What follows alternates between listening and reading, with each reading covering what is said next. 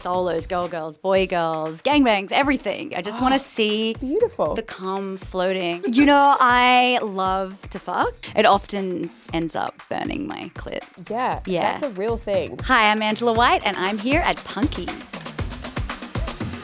All right, so we're going to wind back the clock first. Okay. And I would love to know, what was the first ever like sexually explicit content that you ever saw, witnessed, read, whatever, and how did it make you feel?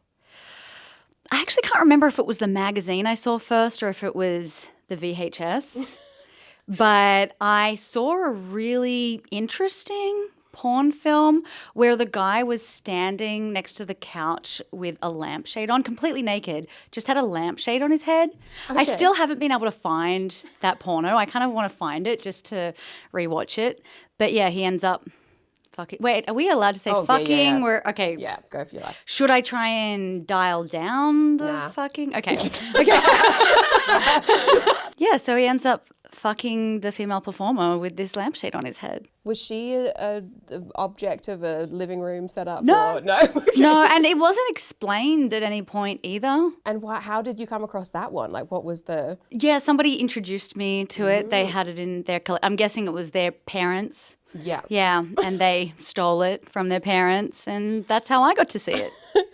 And I'm guessing that wasn't the start of your, this is something I really want to get into. It was, but that's why I do so many lampshades in all of my scenes. You'll notice all the lampshades are immaculate. No, actually it was the magazine that got me interested in the first place, because I saw, it was a Penthouse Letters, and there was this spread of this woman, and she was looking directly down the lens with this huge smile on her face. And I was like, wow, like she just looks so happy and empowered, and I wanted to see more porn, so I mean, it was interesting for many reasons. I was a very sexual teen, and I really wanted to express and explore my sexuality, and viewing porn was the first place I saw women celebrated for expressing and exploring their sexuality with multiple people. And I'd experienced expressing my sexuality in high school as being criticized. I was slut-shamed. So porn was something that really fascinated me and something that I wanted to get into. Yeah, because you've spoken before about the like sort of sex shaming at school, that there wasn't really a platform for it. Was that across everything, like talking about hookups and masturbation, like all of that was criticized? Yeah, everything. Yeah. So porn was like an escape to be like, there is a sex positive space. There's a space for me to be able to be myself sexually and be celebrated for that. People are always fascinated to know how you ended up taking the leap from consuming to starring in. So what was the journey to make that change? Like, did you seek out an agent? How did it all come about? I didn't seek out an agent. I did it all on my own. Now I do have an agent, but in the beginning it was just research, and at the time it was a lot harder because I didn't have the same resources that we have now. Now adult performers go on podcasts and talk about their experiences and what companies are great to shoot for and how they started their business. But at the time, there wasn't any of that. So I was reading interviews in magazines from the models and kind of learning that way. And one of the companies that I first shot for, I noticed that they were flying models around the world to shoot for them, and they were coming back again and again. And so I thought, they wouldn't keep going back if this company wasn't being run ethically. So I was like, okay, they're safe to work with. That was my rationalization, and they ended up being fantastic. And were they in Australia, or did you have to travel? They were in the US. So my first scenes, they flew me from Australia to Miami, Florida. What was that like, and how old were you at the time? I just turned 18. I was still in high school. It was my first time overseas by myself. It was exhilarating. Did you get much of an indication of what was going to happen when you were there, or was it just kind of like, we'll see how this goes? No, I mean, there was an outline of like how the shoots were going to go, how each day was going to run. So I was very aware of what was going to happen. Like I was going to go into hair and makeup, and then we were going to shoot photos, and we were going to shoot video, and then go back into hair and makeup and shoot more photos and more videos. So I had a breakdown of what the day was going to be like. So I knew what I was getting into. Do you remember what your first shoot was, the first scene that you ever filmed? It was actually a solo scene, which was nice because it was a nice way to ease my way in. Some glamour shots and then some solo masturbation. So it was really nice, but it was really exciting for me because I'd been waiting for this moment. Mm-hmm. And did you feel like, was there a lot of support on set because it was your first time as well? Was it a lot of hand holding, or were they leave you to it? No, they were really great at explaining what was going to happen. I had a lot of direction from the photographer about how to pose because I had only really posed for friends at that point, just amateur photos. So having a photographer direct me on how to pose my body, and then the director of the film. I mean, obviously I knew how to masturbate, but masturbating for a camera, it's just slightly different. Yeah. But yeah, they were really great in kind of explaining to me what I needed to do. And a lot of it felt very natural too, though, because it's all about feeling sexy and kind of leaning into that. When the film was complete, did you have like a viewing party? How did you celebrate? No viewing party, but it was very exciting when my first magazine spread came out. That was so cool to see myself on the cover of a magazine. Was just incredible. And did you know what photo it was going to be? No clue. Well, no clue. Were you happy with it though? I was very happy. Yeah, Okay. yeah, thankfully. Yeah. You're like, damn it, I wanted the one that was on this page. Yeah, no, it was a great cover. Like, I know that you've spoken about before that you exclusively filmed girl-on-girl content for about 8 years or so before you started doing any shots with men. What was the reason for that switch? Was there an industry change? Was it something that you wanted to explore? So every decision I've ever made in the industry has been based on my fuck yeah principle. It's like, if it's not a fuck yeah, it's a no. Yeah. So during those first 8 years, it was a fuck yeah to solo masturbation. It was a fuck yeah to girl-girl sex scenes. But when I thought about boy-girl sex scene, I can't even explain what it was, but I just had this niggling feeling like, no, I'm not ready. I don't want to do that. I'm happy doing what I want to do. And of course, it's not a fuck yeah, so it's a no. Yeah. And then it wasn't until 8 years in that I started thinking about boy-girl and actually getting excited by the idea. And like, there was no longer any niggling feeling like, oh, should I, shouldn't I? I was just like, fuck yeah, I want to do this. So I went with my gut. Yeah, and it was perfect. It was the right time. It was an incredible experience. And surely opens up like a whole other realm of like more projects that you can do, people you can collaborate with. Absolutely, absolutely. I mean, you can have a very successful career doing girl-girl only, but doing boy-girl does open up a ton of extra kind of scene types and scene partners, and that was really exciting for me as well. There's been accusations like within porn in particular and OnlyFans and a lot of like sexually explicit content that there's an element of performative queerness, that people who are straight are filming queer scenes or vice versa. Yeah. Is that something that you've noticed or you've experienced in shooting yourself? Sure. I mean, there are definitely people in the industry that are what we call gay for pay. And there are people who are gay who are doing straight scenes. I mean, in the end, sexuality is very fluid as well. How are people defining their sexuality is their own business. I don't really see a problem with it as long as everything's done with consent. That's my thing. And I prefer to work with people that just want to fuck me. So I don't care like what they have between their legs or how they're identifying. As long as they want to have sex with me and they're consenting, that's the thing. That's my benchmark, I guess. Yeah. Yeah. Consent and desire. Yeah. And fuck yeah. Yeah. And fuck yeah. Yeah. So I know this will be hard to condense your career into one sort of answer, but how would you describe growing from that first film, that first shoot flying overseas to now?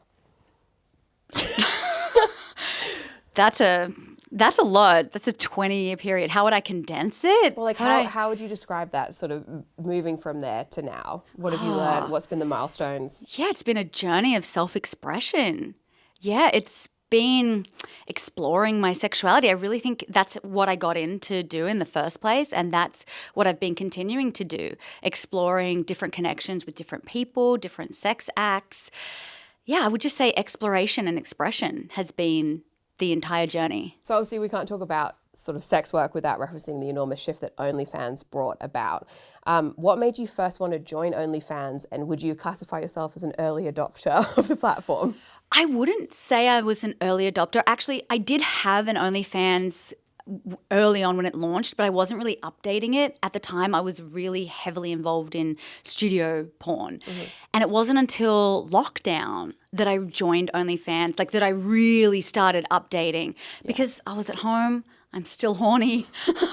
I wanted to find a way to connect with my fans and still create content. Mm-hmm. And OnlyFans was the perfect platform for that. And now, obviously, the world's opened up and we're in a better place. And OnlyFans is just so much fun. just love it so much.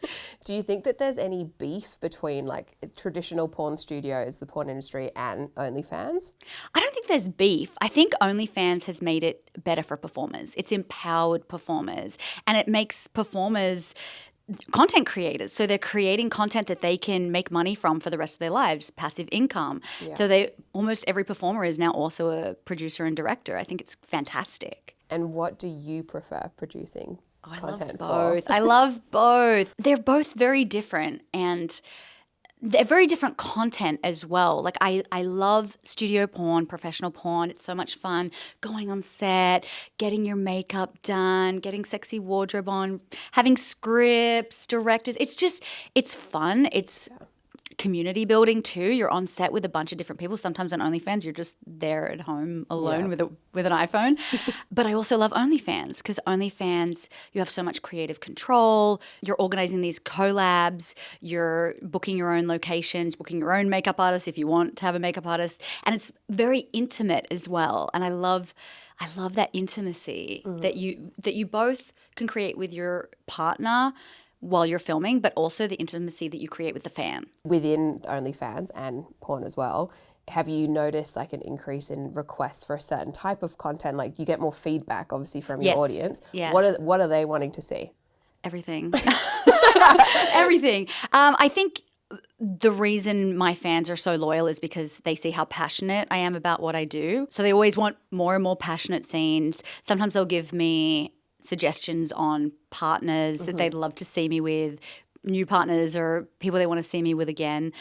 But I do so much different content for OnlyFans, like the gamut, solos, girls, boy girls, gangbangs, everything. And now, right at this moment, are you earning more from OnlyFans or from traditional porn studio shoots? OnlyFans, by Really? far. Oh, yeah, by far. Yeah.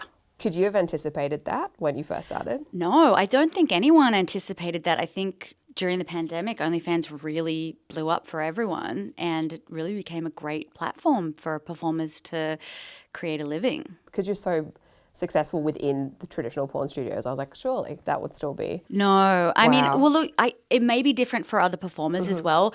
You have to remember that when OnlyFans took off during the pandemic, I'd already built a brand. Yeah. I'd already built a fan base. So I was able to take that fan base exactly onto OnlyFans.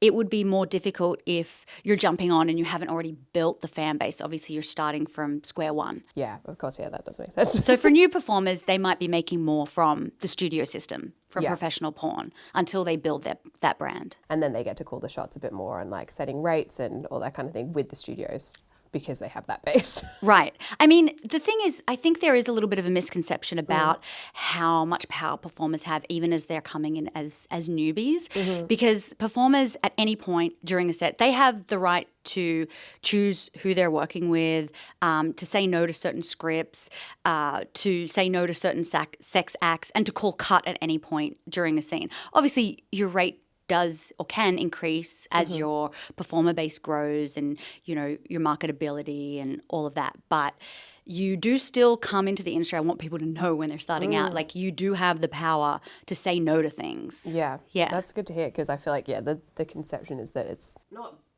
problematic, but that you're not in the power seat as a performer. Yes, you are in the power seat. Good. There is no product without the performer. Yeah. So you've been called the Meryl Streep of porn due to all of your porn awards.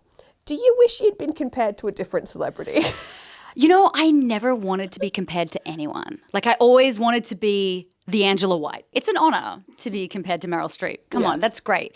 But I'm never aspiring to be somebody else or be compared to someone else. I just want to do the best work I can and be known for me. Yeah. Yeah. And out of all of your awards, do you have a favorite? I'm going to say 2. Female Performer of the Year is the most prestigious award that you can win, and I'm the only female performer to have won it 3 times. So that's like the highest honor. To win it once and then to win it 3 times is still surreal to me. So obviously That's the biggest honor. But there's an award that nobody else cares about, but I care about. And that was the award that I won for best editing. I edited my movie, Angela Volume 3, and I missed that whole summer in LA. And the apartment that I was in had a balcony that overlooked the pool. So all summer I was hearing people having fun in the pool, splashing in the pool. And meanwhile, I had the curtains drawn, dark room, editing like seconds off certain teasers. Like, it was a lot of hard work and it paid off. And it's a who cares award for the fans. But for me, I really loved getting that award. But also pretty impressive that a performer has won that category. Yeah. Like, that must be pretty rare within the industry. I don't know if I'm the only one. Maybe I am, but it's yes, it is rare. So, but for me, I guess it was that hard work paying off. It just felt really good to get that award, to be recognized for that, not just for my performance, but for what I do behind the camera. Is it weird editing your own footage? What's that experience like? In the beginning, it was mortifying because you really see everything that you do wrong and everything that you do right, mostly wrong. But it's a challenge, but it made me a better performer because a lot of performers don't watch their own scenes. I get it. It can be cringy, like seeing yourself pull these weird faces when you orgasm or weird contortions. I get it. But you really learn so much from watching yourself back and seeing how you could position yourself better, whether you need to arch more or you don't need to be overly critical. I think like a natural orgasm face is beautiful, even if it's scrunched up and but things like when you're shooting professional porn in particular, millimeters make a difference. Like if you move your leg like slightly more forward, you can let in a lot more light and let the camera see the penetration. And these things you learn through watching your own scenes back, and editing is great. It's also great because when you're doing scenes that have scripts and you're wondering why are they doing 4 different takes and why are they doing a shot from over the shoulder and why is this taking so long? Like, I nailed this the first time. Yeah, but when you edit, you can kind of place it on the timeline in your head and be like, okay, next they've got to do this. And having that understanding, that knowledge makes being on set for long hours easier because you understand the process. And you know that the time spent in studio is probably going to make your life better when you're editing it afterwards. Yes, don't do it in post. Get it right.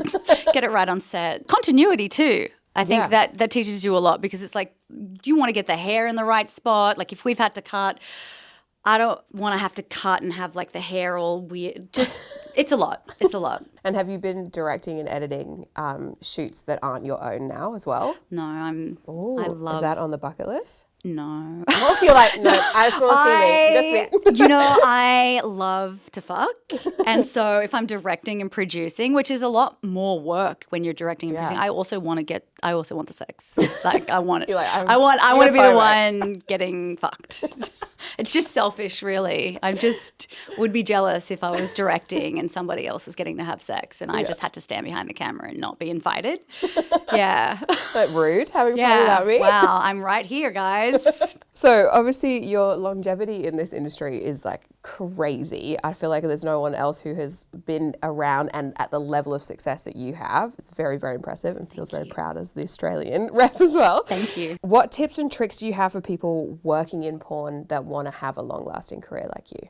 Don't think that it's a get-rich-quick industry. It takes time to build a brand, to build your audience. So don't think that, I've been shooting for 2 months and I haven't made it, like I should just quit. It takes a lot of time and effort. I think that's one of the biggest misconceptions about being in porn or being an OnlyFans creator, that you're just going to make tons of money immediately. But it does take time and effort. And it almost seems like you have to have a business approach. Like you're seeing yourself as a brand, as a company. Yeah. You've got to promote that, build that up. Absolutely. Yeah. Absolutely. A lot more effort than people think. Yeah. Obviously, you don't want to direct other people. Where else, like what's next in your career? What do you have on your bucket list that you want to tick off? Well, I'm enjoying performing so much, so I can't see myself stopping performing anytime soon. So still performing. Fans will be glad to hear. Yes. I love it. I love it so much. Maybe in the future, I mean, I'm just fascinated with sex and sexuality, and I'd love to get into more of the educational side, maybe sexology or something like that. Maybe, no promises. If I just keep enjoying performing so much, maybe I'll just stick to performing. But I'm just having so much fun with it. I want to do more travel content this year. I think that's really fun when I can go to different places and, make some sexy content. I feel like you may have said this in our last interview together, that you kind of wanted to see if it was possible to film porn in space. Oh, I would love that. Although I actually did a little bit more research on that, and it will be tough because of, Yes. yeah. I mean, aside from the money, it's going to be very expensive to do that. But actually, the zero gravity, we'd have to have like a swing. sex swing, but it's like connected to both of us. So when he thrusts, I might go away, but I'll come back. Yeah. I don't know. So it's this logistically there tricky. is like a logistical nightmare, but I would love to see a cum shot in zero gravity. I just want to see beautiful. the cum floating and then kind of Swimming through. That's my dream. So if anyone wants to sponsor that, if anyone's got a spaceship, you know who I'm talking about. If you've got a spaceship and you want to let me have sex in it. So a bit of a switch up now. We're obviously keen. We love talking about all things intimacy at Punkee, doing a lot of sex content and stuff like that. But I wanted to know, when sex is like to some degree your job, how does that change sex outside of work for you? Oh, I just want sex outside of work to be so intimate. Not all porn is performative, but obviously when there is a camera involved and there is an audience, there has to be some level of performativity. Like you're opening up for the camera, you're opening up for the light, unless it's a scene that is okay with like authentic passion and close fucking. So when I'm fucking offset, I just want someone really close to me. I want to wrap my legs around them. I want to wrap my arms around them. I want just full skin-to-skin contact and a lot more foreplay. A lot more kissing. We get to kiss and do foreplay in porn, but I would love I love more. I love edging. I love that build up. So off-camera sex for me is very intimate. Yeah, interesting. And I know that some performers have a rule about not wanting to kiss in porn. Is that ever been something you've considered? No. I love making out. That's part of what turns me on. Like that's part of the lead up for me. I can't imagine having sex and not making out. It just wouldn't feel intimate to me. And even on camera sex, I want to be as intimate as possible. I want to create real chemistry, authentic like connection with my on-screen partner as much as is possible within the context of the porn scene. Some porn scenes allow us to be more intimate and some porn scenes are heavily directed and so they're not as conducive to intimacy.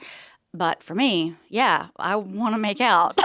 Please. What hurdles have you had to deal with when it comes to relationships while doing your line of work? Yeah, I find this question really interesting because there is an assumption that if you're dating someone in the adult industry, it's going to be so hard. But all I hear from people who are not in the adult industry is that dating is so hard. So I'm like, okay, we have a different set of things that we have to communicate about. But in the end, it's like the same. Communication is key to every relationship. Obviously, when I'm dating someone, I need someone who's open sexually, who's confident and comfortable with the fact that I do have sex with other people. So open relationships work better for me. Yeah. But yeah, I feel like before I was in the industry, it was like the same kind of things. Like everything is a communication issue, right? Yeah. Oh, yeah. So I get heckled by my wider family whenever I post a sex story review, publish anything like that. Particularly my family in the UK, horrific at being like, oh, she's at it again. I would love to know what your family feels like, with your career now, but also when you first started. Was that a conversation that you had to have with them? Have they been supportive? They've been really supportive. In the beginning, my mum was worried because I was just turned 18, still in high school, being flown by some company across the other side of the world. So she was worried. And plus, there are so many myths that surround the industry about what happens on set and if girls are degraded or, she had no idea what was going to happen to me. I mean, I tried to convince her that I'd done my research and that this company was ethical, but mums are going to worry. Mums are going to mum. Yeah, they're going to mum. Exactly. But once she saw that I really did my research on every set, I was making sure that I was going to a safe set, that I was really strict on my own boundaries and good at advocating for myself and saying no. And obviously throughout the years saw that I was able to create a business and a career out of it, she's very supportive. She's always been sex positive. She was just worried about what could happen. Yeah. But she's never wanted to like be there on set to protect you. No, that would be that'd be crossing a line. You never know. I see dance mums. I don't know. Dance mums. Porn mums. And I'm guessing now they're incredibly proud of what you've achieved. Yeah. Of course. It'd be ridiculous not to. Oh, thank you. Do you find now that because of your career, people always want to talk to you about sex? Yes. What do they ask you? What are the questions? Everything under the sun. How do I deep throat? A lot of questions from women about how I do anal. That's probably the number one question I get from women is how do I prepare for anal? But it's everything under the sun. And people obviously like feel like you're going to answer all of their questions for them. Like, I'm also a sex therapist now. So you get question. What's the number one question you get asked? Often, what's the best sex toy to start off with? Like people who are keen to give something a go and they don't really know what to do with it. I've had ex-colleagues, not named people, who have like just spoken to me about, I've got this weird rash, all this kind of stuff. And I'm like, I'm not qualified in this at all. But it's nice that you've created an environment where people feel comfortable speaking to you about anything. Yeah, and you've done the same. Yeah. Is it conversations that you're always happy to have, or do you sometimes wish, please don't ask me about this No, today? I'm happy to have it because I feel like we get so little opportunity to speak openly about sex and sexuality, and some people feel so much shame around it that I'd much rather it be normalized. Like, come talk to me about sex. Ask me the sexual questions that you're too embarrassed to ask your friends. Like, I want to create a safe environment for all of my friends and fans where they know they can speak to me about anything and I'm going to respond without judgment. Yeah. That's really good. I should be less eye rolly. I don't want to talk about this now. Well, you know, it is a privilege because for somebody to trust you like that, maybe you're not qualified to identify the rash, but for someone to trust you to be like, can you have a look at this rash? Hopefully it's on their phone. Yeah, it is. But that is, you've created that trust with that person, and that's a real privilege to be in that position. Yeah, you're right. Yeah. This has been very eye-opening for me. Thank you, Angela. If you could teach the whole world one thing about sex, porn, or the adult industry, what would you want it to be? Oh, that's tough. That's a great You question. can have two if you want. Okay, thank you. It's still tough. I don't think that made it easier. Sex gets better the more you communicate. People are just so scared to talk about sex, but don't you want to be having great sex? I know it can seem awkward, but the more you talk about it, the easier it gets. So just start talking about sex. With everyone. Yeah. What assumptions do you think people have about you, and what do you wish they knew about you? Do you have an assumption about me? Do I have an assumption about you? Yeah, probably not, because you know a lot about me, so maybe not. About you now. I feel like assumption would be maybe actually now that you're so successful that you would be more closed off to potential things. Like, as in you like, no, I don't want to do that now because I don't have to, kind of thing. Do you mean like sexual acts with people, or do you mean yes? Yes.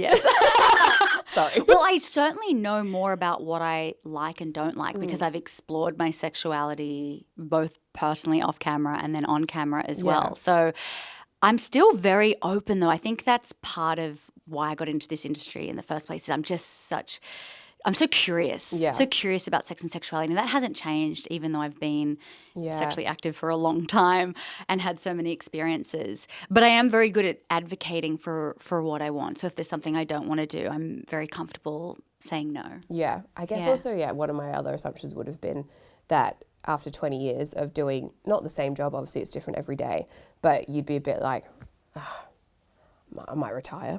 No. Sex is so fun though. I have the best job in the world, at least for me. I know it's not for everyone, but for me, it's the best job in the world. I have two questions that I always ask everyone that I interview. Okay. First one has got me in a lot of trouble on red carpets, which is, what is your favorite sex toy? Oh, that is really tough as well. Or your favorite one right now, if you don't have a because I switch through sex toys. Probably just like, honestly, it could be any vibrator. Just I like literally any. I know that sounds silly, but like I don't need it to have like the little suction or anything like that. Just any kind of vibration on my clit feels so good. I used to love the Lalo. It's not that I don't love it now. I guess I lost it because I don't have it anymore.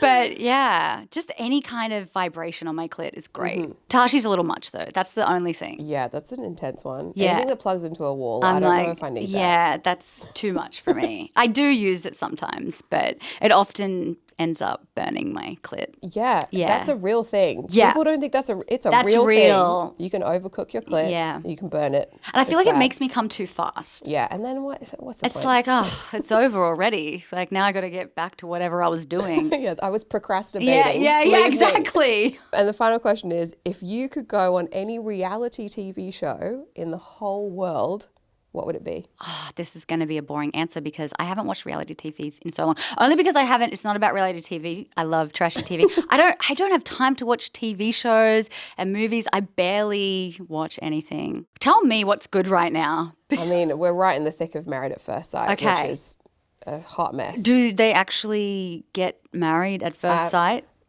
Legally, no. But they have a wedding ceremony. And So that's they're how like they TV meet? married. Yeah, that's the first time they meet each other. Oh, wow. Down the aisle.